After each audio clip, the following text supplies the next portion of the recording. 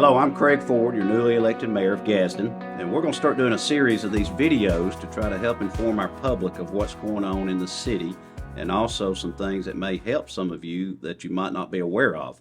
Today I'm meeting with Josh Tanner. Josh, welcome. Thank Good you, to sir. see you. Good to see He's you. with the EMA, and I just wanted to let everybody meet Josh. And first of all, Josh, tell us about what you do. Well, I'm the Deputy Director at the Emergency Management Agency. I'm also a responder to any incident or scene that the EMA is required to go to. The vast majority of citizens really don't know what the EMA does other than the outdoor warning sirens, but we do so much more. So, for the people that don't know, where is the EMA?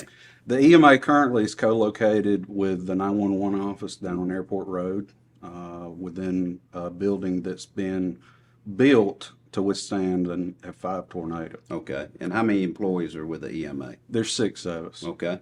And I'm very familiar with EMA. When I was in the legislature, there was unfortunately some tornadoes, and Yes, sir.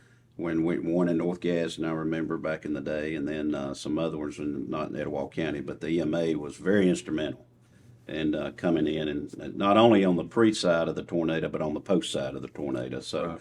We appreciate what you do. You're one of our first responders. People may not realize that, but Yes, we include you in that category Yes, because you should be. But so yesterday at the council meeting, that's something that got me real inquisitive was when you came up to the microphone, you started talking about warming centers. Yes, sir. It seems like all of a sudden we went from 80-degree sweat box, and then all of a sudden now we're freezing, pulling out our coats. And then Councilman Avery brought up a good point. We've got a lot of people that don't have a place to go. And could you tell us a little bit about that? Absolutely. In typical Alabama fashion, we went from 80 degrees one day down into the deep freeze the next. And so when cold weather comes upon us, it's important for us to remember the 3 Ps. Remember to check on your pets, remember to check your pipes, and check on people. Just your next door neighbor, an elderly person in the community that might live at home.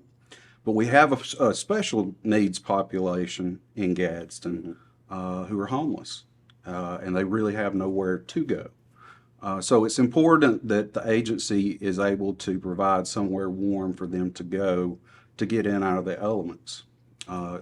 There are several daytime warming centers. The centers are open only during normal business hours. Like what's normal, 8 to 5? 8 to 5 Okay. type place. And those would be like the Gadsden Public Library. All 3 branches of the public library are open every day except for Sunday. And folks can go in and get warm there. We also have a partnership with Freedom Church, the Freedom Center. And they are open Mondays, Wednesdays, and Fridays. Where is that located? It's on West Megan, right across from the sports complex. Okay. All right. They're open on Monday, Wednesdays, and Fridays from 10 a.m. to 4 p.m. Okay.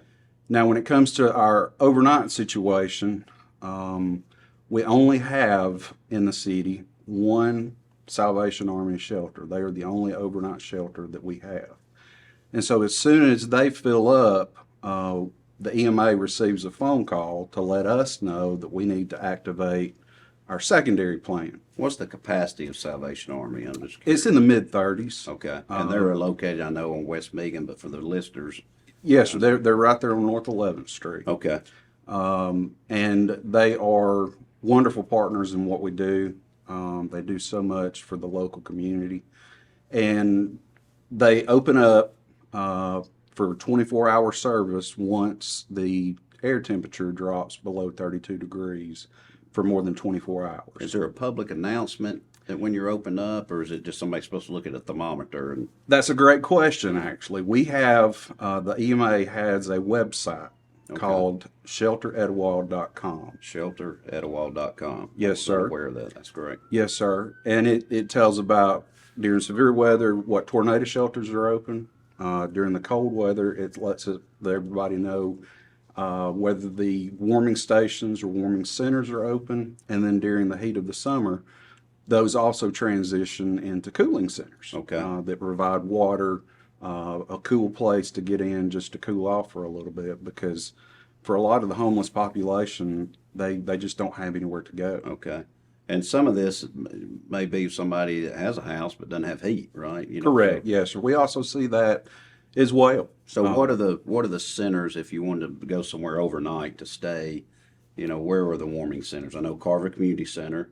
Councilman Avery talked about that yesterday. Yes, sir. opening He's wanting to see about us getting that done. Okay. And we're working towards finding out what all that will take. Okay. What other centers? We have the partnership with the Freedom Center. Oh, okay. Those are the overnight too. Yes, sir. Okay. Freedom Center will open up overnight once Salvation Army fills up. Okay.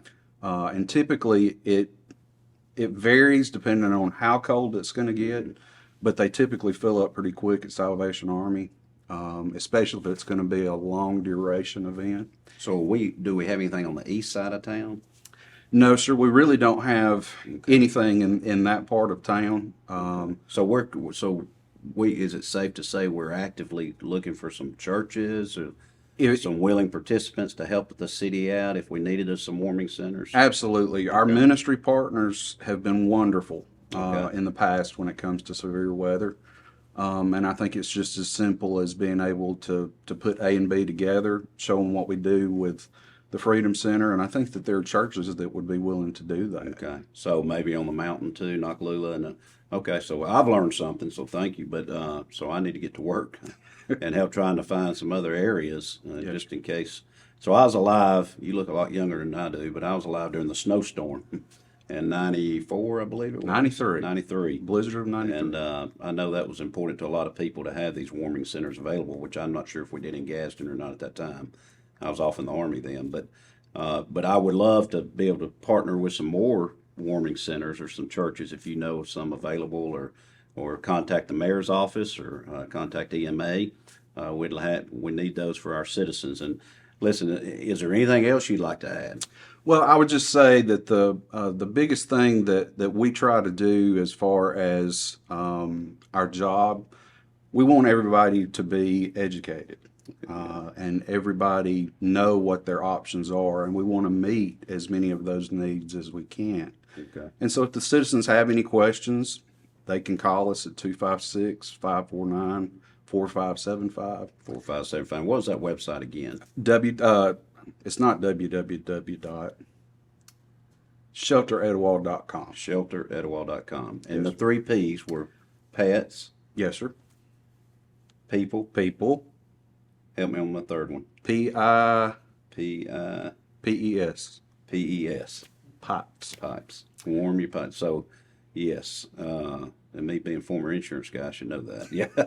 But listen, I want to thank you for what you do and your whole department, and people, pets, and pipes. Yes, or sir. in any order. So this is serious business, and we want to thank you for doing this. And remember, please go to the website. If you have any questions, contact the mayor's office. And also, we're looking for partners in all communities. If you're a church or you're a nonprofit, we're looking for some centers to be able to open up. And we want to thank Councilman Avery, too, for bringing that to the attention of the Absolutely. people and all the council people. But thank you very much, Josh. and Yes, sir. Have a good day. Same to you, Thank sir. you.